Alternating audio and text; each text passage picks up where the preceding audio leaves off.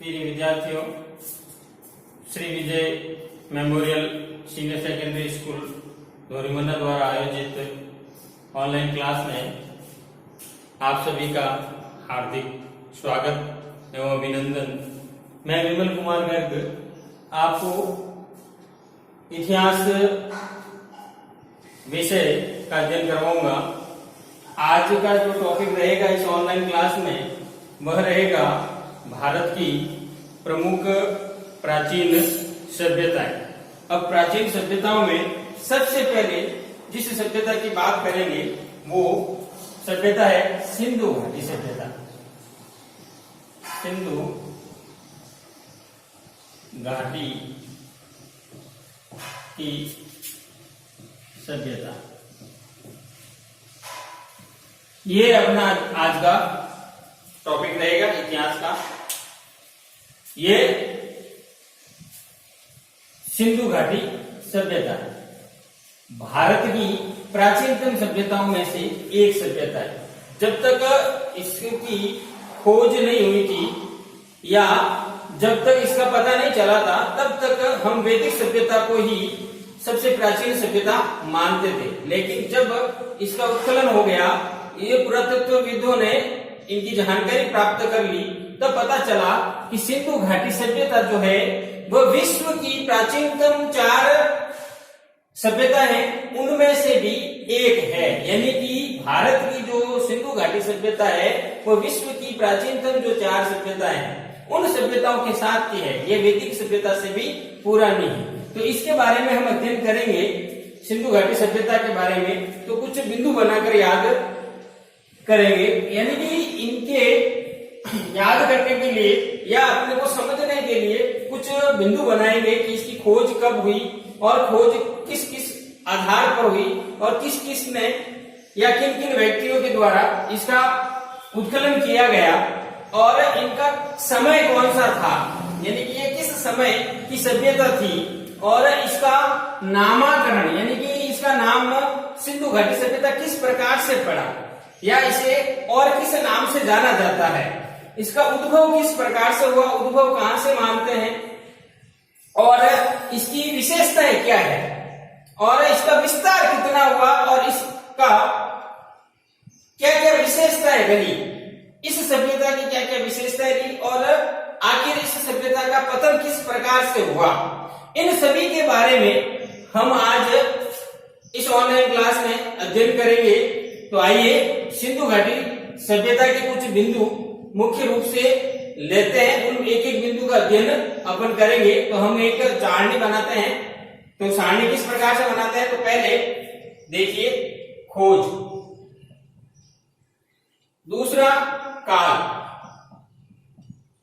तीसरा इसका नामाकरण यानी कि इसका नाम किस प्रकार से दिया, तो नामाकरण, चौथा इसका उद्भव यानी कि इसका विकास या निर्माण किस प्रकार हुआ, फिर इसकी विशेषताएं क्या है, विशेषताएं, और इसका विस्तार कहां कहां है, और उसके बाद में अपन पढ़ेंगे पतन, प्रमुख स्थल के बाद पतन। तो इस प्रकार से कुछ ऐसे बिंदु हैं, इन बिंदुओं के आधार पर अपन क्या करेंगे, एक एक का इस सिंधु घाटी सभ्यता का अध्ययन करेंगे एक एक बिंदुओं के आधार पर, ताकि अपने को सिंधु घाटी सभ्यता के बारे में आसानी से ज्ञात हो जाए, समझ सके कि ये इस प्रकार से सभ्यता उत्पन्न हुई और इसकी खोज इस प्रकार से की गई और इन इन व्यक्तियों के सहयोग के द्वारा इसका उत्खनन कार्य किया गया और इसका समय इस प्रकार से रखा गया। तो आइए अपन सबसे पहले खोज के बारे में, तो इसकी खोज किस प्रकार से हुई सिंधु घाटी सभ्यता की। तो सबसे पहले 1826 में 1826 ईस्वी में भारत क्या था, ब्रिटिश शासनाधीन था और उस समय ब्रिटिश लोगों ने यहां खोज प्रारंभ की थी। यानी ब्रिटिश शासन काल के अंतर्गत तो कुछ खोज प्रारंभ हुई। तो उस खोज के अंतर्गत 1826 में एक व्यक्ति आया जिसका नाम चार्ल्स मैसन। चार्ल्स मैसन ने भारत के कुछ भाग में, मैंने यहाँ चित्र बता देता हूं आपको थोड़ा सा,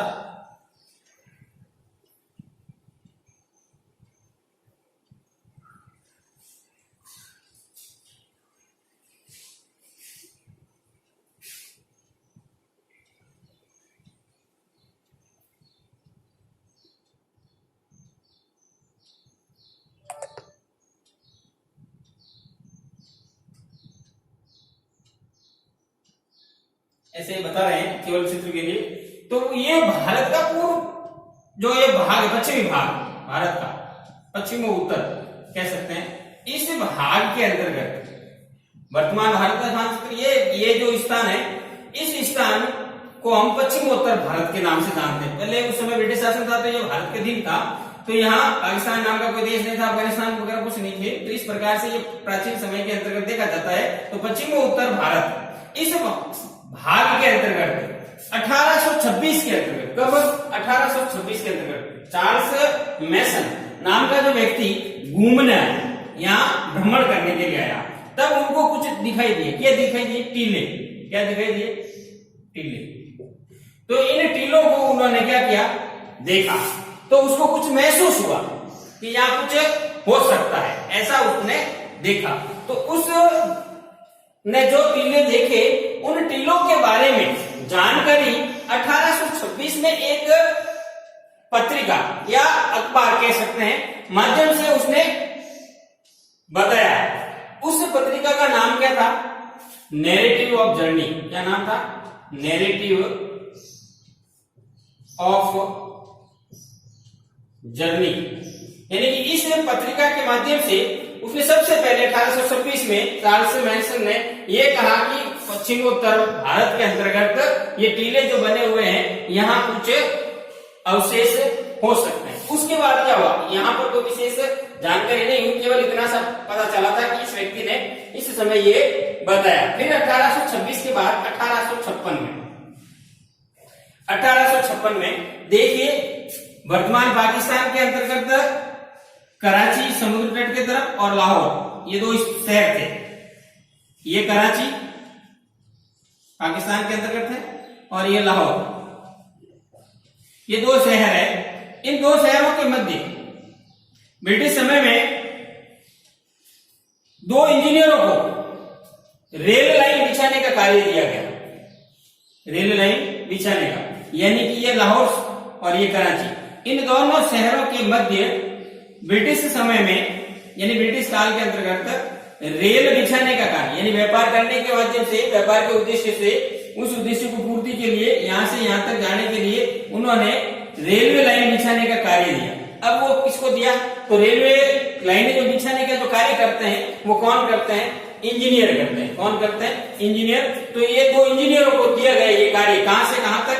कराची से लगाकर लाहौर तक के बीच का जो भाग था, जो दो इंजीनियरों को दिया गया 1856 में। कौन से जो इंजीनियर थे? उनका नाम था बर्टन बंधु। उनका नाम क्या था? बर्टन बंधु, यानी कि दोनों भाई थे। बंधु का मतलब होता है भाई। तो ये क्या थे? दोनों ही भाई थे जो किसका काम कर रहे थे? इनको काम दिया गया था कराची से लगाकर लाहौर के तक रेलवे लाइन बिछाने का काम। तो ये बर्टन बंधु में दोनों का नाम, एक का नाम जेम्स बर्टन और दूसरे का नाम विलियम बर्टन। यानी ये दोनों बर्टन बंधु जो थे, इन्होंने यहाँ रेलवे लाइन बिछाने का कार्य प्रारंभ किया। तब यहाँ जो अवशेष, यहाँ जो जगह थे, टीले जो बने हुए थे इधर उधर, इन टीलों में कुछ ईंटें प्राप्त हुई और इन ईंटों को उसने क्या किया? इन रेलवे ट्रैक के अंतर्गत बिछाना प्रारंभ कर दिया। लेकिन उसे यह पता नहीं था कि इन टीलों के नीचे ये जो ईंटें प्राप्त हो रही है, ये भवनों की है या कोई स्थान ऐसा होगा जो दबा हुआ है, उनको ये पता नहीं था। इसलिए यहाँ इनको जानकारी इतनी थी कि ये ईंटें जो थी वो दबी हुई थी, वो यहाँ पर इस ट्रैक के अंतर्गत उपयोग में ले ली गई। अब जब यहाँ ईंटें दिखाई दी इनको, तो कुछ पता चला कि यहाँ कुछ भवन भी होंगे। तो ऐसे में एक इनके बाद की स्थिति, यानी कि बर्टन बंधुओं के बाद जब इन्होंने ये रेलवे लाइन बिछा दी, तो उसके बाद कब 1858 से 1861 के अंतर्गत एक विभाग की स्थापना हुई। भारत ब्रिटिश सरकार के अधीन में एक विभाग की स्थापना हुई, जिसे हम पुरातात्विक विभाग कहते हैं। क्या कहते हैं? पुरातात्विक विभाग। और इस विभाग का अध्यक्ष बना अलेक्जेंडर कनिंघम। इन्होंने 1858 से लगाकर 61 तक यहां पर यानी ये जो भाग है वहां पर खुदे यानी खोदने का काम प्रारंभ किया, लेकिन उनको कुछ विशेष सफलता प्राप्त नहीं हुई, कुछ विशेष सफलता नहीं मिली। फिर क्या हुआ, खोज चलती रही, इन्होंने प्रारंभ किया, कनिंघम ने 1861 तक कार्य किया, लेकिन कोई विशेष सफलता इनको हासिल नहीं हुई। तब पुरातात्विक विभाग के, भारतीय पुरातात्विक विभाग के जो व्यक्ति थे जिनका नाम था मार्शल, पूरा नाम जॉन मार्शल, 1921 में इन्होंने खोज का कार्य प्रारंभ किया। इनके नेतृत्व में दो व्यक्ति थे, इनके नेतृत्व में दो व्यक्ति थे, मार्शल के नेतृत्व में, जिनका नाम, एक का नाम राय बहादुर दयाराम साहनी, राय बहादुर दयाराम साहनी, और दूसरा है राखड़दास बनर्जी। इन दोनों के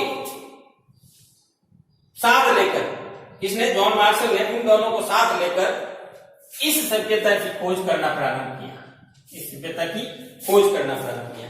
अब देखिए, खोज का स्थल जो प्रारंभ में मिला वो सबसे पहला 1921 में मिला था। कब मिला था? 1921 में। उस स्थान का नाम था हड़प्पा। लेकिन ये जिस नदी के तट पर, सिंधु नदी में मिलती है, यहां से देखो इधर आती है सिंधु घाटी, और इनकी ये सहायक नदियां हैं, तो यहां पर ये सिंधु नदी आती है और यहां पर रावी नदी है। कौन सी नदी है? रावी। तो रावी नदी के तट पर हड़प्पा नामक स्थल की खोज हुई। कब? 1921 में। किसके नेतृत्व में हुई? जॉन मार्शल के नेतृत्व में, राय बहादुर दयाराम साहनी के नेतृत्व में हड़प्पा नामक स्थल की 1921 के अंतर्गत खोज प्रारंभ हुई। तो इस प्रकार से खोज की दृष्टि से 1826 में प्रारंभ हुई, जो कहां तक जाकर अपने को मिली? 1921 के अंतर्गत। और 1921 के अंतर्गत ही इस सभ्यता का उदय हुआ। पता चला कि भाई इस नाम की सभ्यता यहां पर है, जो इन स्थानों पर अपने को खोजनी। तो 1921 में इस सिंधु घाटी सभ्यता सामने आई। अब देखिए, ये तो थी सिंधु घाटी सभ्यता। अब इसका नाम किस प्रकार से, उससे पहले अपने को इसका समय देखना पड़ेगा कि ये किस समय की सभ्यता है। और सभ्यता कहते हैं किसे? पता है क्या? आप लोगों को पता होना चाहिए कि सभ्यता कहते हैं हम जो लोग हैं। अब 21वीं सदी में रह रहे हैं, कौन सी सदी के अंतर्गत रह रहे हैं? 21वीं शताब्दी। लेकिन जब मानो सपोज करो हम किसी ऐसी विकट परिस्थितियों के कारण दब जाते हैं और सारी सृष्टि समाप्त हो जाती है, कुछ वर्षों बाद खुदाई होती है और उसके अंतर्गत हमारे जीवाश्म वापस निकल जाते हैं, तो हम हमारा समय जो देखा जाएगा वो 21वीं शताब्दी का समय। तो यानी हम 21वीं सभ्यता के व्यक्ति माने जाएंगे। तो उसी प्रकार से ये भी सिंधु घाटी सभ्यता के जो लोग जो थे वो किस समय गए थे, उन समय को निर्धारित करने के लिए सबसे पहले इसी ने समय दिया, जॉन मार्शल ने। तो जॉन मार्शल के अनुसार इसका काल जो निर्धारित किया गया वो 3250 ईसा पूर्व से 2750 ईसा पूर्व तक। किसके द्वारा? जॉन मार्शल द्वारा। क्योंकि जॉन मार्शल ने ही सबसे पहले हड़प्पा सभ्यता की खोज की और इसके नेतृत्व में ही सिंधु घाटी सभ्यता की खोज हुई। इसी कारण से इसी के आधार पर जो समय दिया गया वो समय कौन सा दिया गया? 3250 ईसा पूर्व से 2750 ईसा पूर्व। यानी विभिन्न विद्वानों के अंतर्गत जो दिए गए जो काल थे, ये समय जो था वो अलग अलग था। उनके अंतर्गत कोई विशेष एकजुटता नहीं दिखाई देती है, मतभेद होने के कारण। इसीलिए सबसे पहले जो समय का बारे में बताया उसने बताया जॉन मार्शल ने, और उसके बाद एक पद्धति होती है, यानी कि जो पुराने जीवाश्म होते हैं उनकी आयु को ज्ञात करने के लिए एक वैज्ञानिक पद्धति होती है जिसे हम कार्बन 14 पद्धति के नाम से जानते हैं। किसके नाम से? कार्बन 14, जिसे C14 के नाम से जानते हैं। कार्बन 14 पद्धति के नाम से जानते हैं, जिसमें कितने भी पुराने जीवाश्म हो उसकी आयु अपन ज्ञात आसानी से कर सकते हैं, सटीक कर सकते हैं। तो C14 या कार्बन 14 पद्धति के द्वारा इस सिंधु घाटी सभ्यता का जो समय निर्धारित किया गया वो कितना किया गया? 2300 ईसा पूर्व से 1750 ईसा पूर्व तक। 2300 ईसा पूर्व से 1750 ईसा पूर्व तक। अब देखिए इस समय का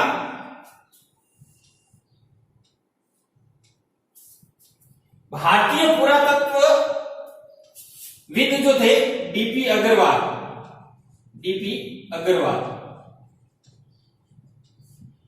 इन्होंने क्या किया? इसका समर्थन किया।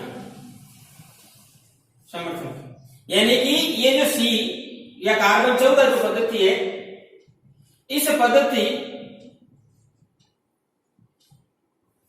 का समर्थन करने वाला जो भारतीय पुरातत्वविद था उसका नाम था डीपी अग्रवाल। और डीपी अग्रवाल ने माना कि जो कार्बन 14 पद्धति के द्वारा जो सिंधु घाटी सभ्यता का नाम जो समय निर्धारित किया गया वो कौन सा है? 2300 ईसा पूर्व से 1750 ईसा पूर्व तक माना जाता है और इसका समर्थन हम करते हैं। इसी प्रकार से विदेशी जो थे जॉन मार्शल, उन्होंने 3250 ईसा पूर्व से 2700 ईसा पूर्व माना। इसी प्रकार से अन्य कई विद्वानों ने इसके समय के बारे में निर्धारित किया। तो लगभग अधिकतर विद्वानों का मत था कि यह सभ्यता जो थी वो 2500 ईसा पूर्व से 1750 ईसा पूर्व के मध्य पनपी होगी। यानी कि इसका कालक्रम जो था, अधिकतर विद्वानों ने यह माना कि 2500 ईसा पूर्व से लगाकर 1750 ईसा पूर्व के मध्य इस सिंधु घाटी सभ्यता का कालक्रम रहा है। अब देखिए, अब सिंधु घाटी सभ्यता के अपन ने खोज के बारे में पढ़ लिया। 1826 में इसने सान मेसन ने नैरेटिव ऑफ जर्नी नामक एक पत्रिका थी, उसके अंतर्गत संपादन दिया कि यहाँ कुछ व्यवस्था हो सकती है। फिर 1856 के अंतर्गत बल्टन बंधुओं ने जब रेलवे लाइन बिछाने का कार्य किया, तब इन्होंने सबसे पहले जानकारी दी कि भाई यहाँ पर कुछ सभ्यता हो सकती है। और फिर 1858 से लगाकर 1861 में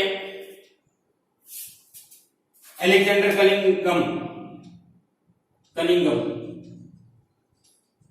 ने पुरातत्व विभाग के द्वारा जानकारी खोलने की कोशिश की गई, लेकिन वो भी ज्यादा सफल नहीं हो सके। उसके बाद जॉन मार्शल ने 1921 में राय बहादुर दयाराम साहनी के और राखलदास बनर्जी के साथ मिलकर यहाँ भी स्थलों की खोज करने का कार्य प्रारंभ किया और इन्होंने देखा कि यहाँ पर वास्तव में कोई सभ्यता है। तो उस सभ्यता की खोज करने का श्रेय जो जाता है वो जॉन मार्शल को जाता है। और इनका नेतृत्व किन किन व्यक्तियों के द्वारा? तो भारतीय पुरातत्वविद जो थे जिनका नाम था राय बहादुर दयाराम साहनी और राखलदास बनर्जी ने। सबसे पहले दयाराम साहनी ने 1921 के अंतर्गत हड़प्पा नामक स्थान की खोज की। अब सिंधु घाटी सभ्यता की काल और समय के बारे में सबसे पहले जिसने खुदाई की और जिसने पता लगाया कि ये सभ्यता है, तो उसने ही सबसे पहले कालक्रम निर्धारित किया 3250 ईसा पूर्व से 2750 ईसा पूर्व जॉन मार्शल के द्वारा। और एक वैज्ञानिक पद्धति होती है कि जिस जीवाश्म की आयु किस प्रकार से ज्ञात की जाती है, वैज्ञानिक पद्धति का नाम है C14। उस पद्धति के द्वारा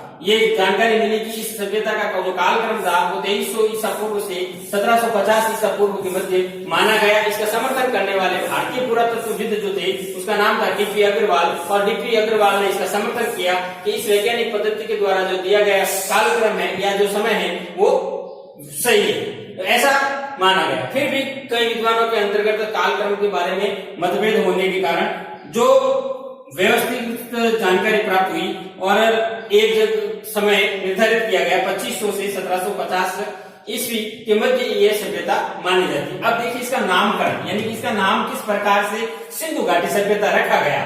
तो सिंधु घाटी सभ्यता नाम किस प्रकार से पड़ा, तो उसके बारे में देखिए। तो ये हमारी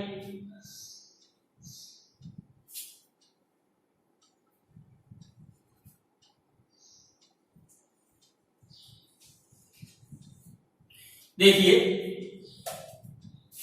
ये भारत का पूर्वोत्तर पश्चिमोत्तर भारत है, ये भारत का पश्चिमोत्तर भाग है और इस भाग के अंतर्गत ऐसे सिंधु घाटी, सिंधु नदी बहती है और इसकी कुछ सहायक नदियां झेलम, चिनाब, रावी, ये सहायक नदियां बहती। इन सहायक नदियों के इसके किनारे यहाँ पर हड़प्पा नाम स्थान खोजा गया और यहाँ पर मोहनजोदड़ो जो सिंधु नदी के किनारे है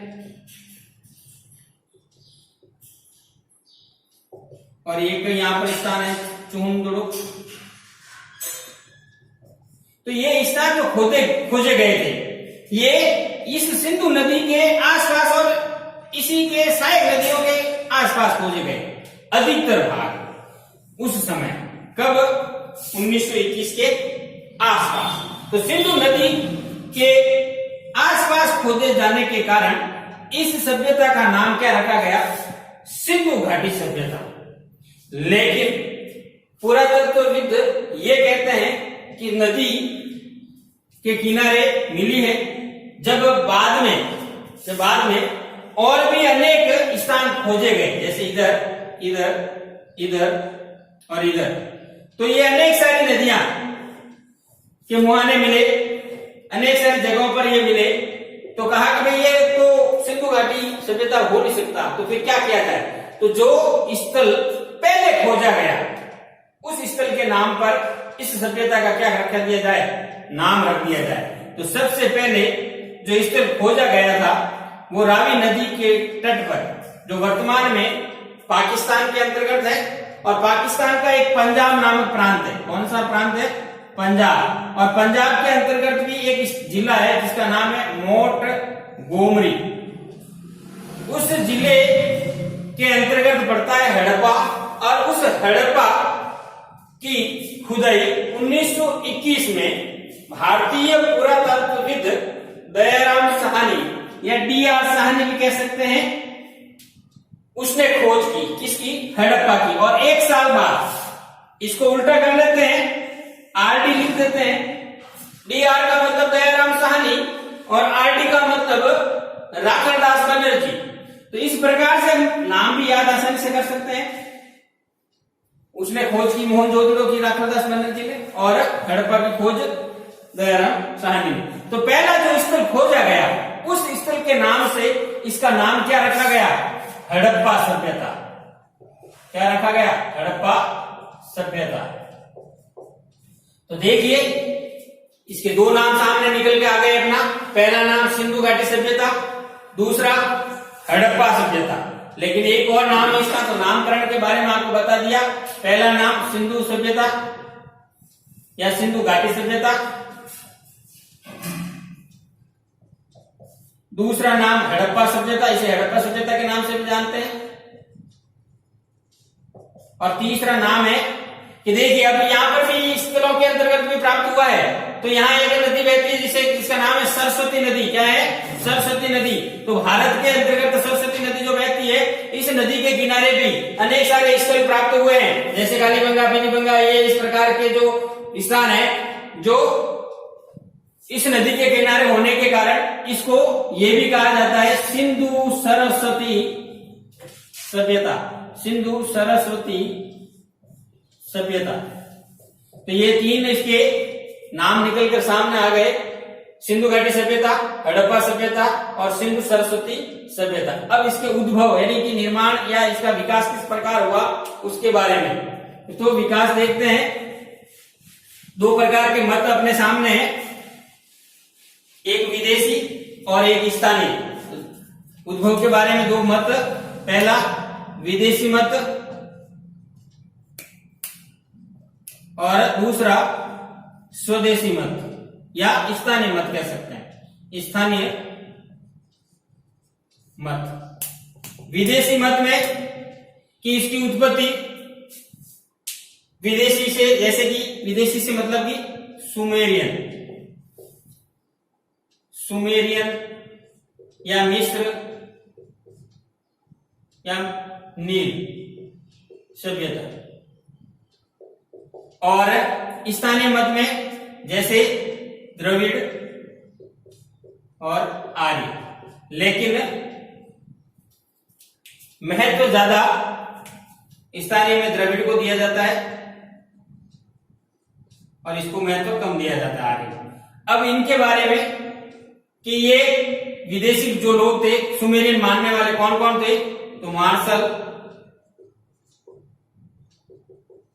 गार्डन, व्हीलर, चाइल्ड आदि विदेशी विद्वानों ने यह माना कि ये जो सभ्यता थी वह सुमेरियन या मिस्र या नील सभ्यता से संबंधित सभ्यता थी और स्थानीय में द्रविड़ यानी कि राखलदास बनर्जी जो मुख्य रूप से माने जाते हैं, राखलदास बनर्जी जिन्होंने मोहनजोदड़ो नामक स्थल की खोज की थी 1922 के अंतर्गत, उन्होंने कहा कि ये जो सभ्यता है ये भारतीय सभ्यता है और ये द्रविड़ लोगों ने इसको बसाया। किसने?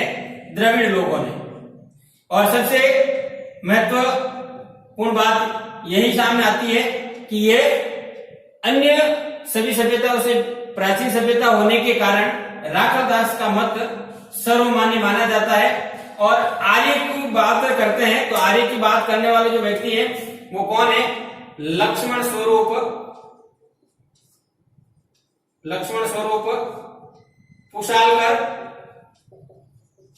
और रामचंद्र, ये दोनों व्यक्ति ये मानते हैं कि ये सिंधु घाटी सभ्यता जो थी वो आर्यों की सभ्यता थी। लेकिन ऐसा नहीं था, क्योंकि आर्यों की सभ्यता जो थी वो वैदिक सभ्यता थी। कौन सी? वैदिक। और वैदिक सभ्यता में मकान जो है वो कैसे हैं? कच्चे मिलते हैं। कैसे?